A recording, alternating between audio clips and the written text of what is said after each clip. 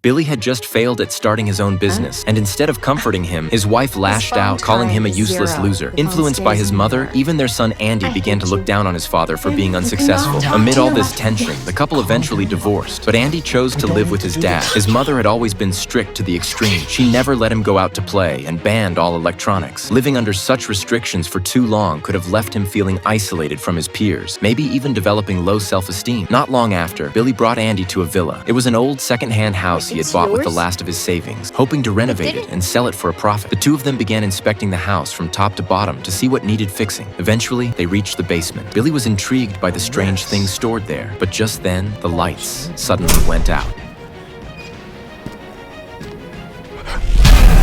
A man wearing a baseball cap suddenly appeared, giving them both a fright. It turned out he was their neighbor and also an electrician. He had been checking the electrical system and found some faulty wiring. To reach the basement, he had entered through an access panel outside the house. That evening, while fixing a light, Billy suddenly saw a hand reaching out from behind a door, but the skin tone didn't look human at all. Nervously, he opened the door, only to find nothing there. Andy had just stepped out of his room and saw Billy holding a stick, clearly shaken. He asked what was going on. Billy quickly brushed it off, saying he was just fixing the light. He didn't dare tell Andy what he'd seen. To be safe, he invited Andy to sleep with him that night. The next morning, Andy was still lying in bed when he heard his dad calling him. But when he opened his eyes, Billy wasn't there. He was already outside, working in the yard. Maybe it was just his imagination or something else. After that, strange things began happening one after another.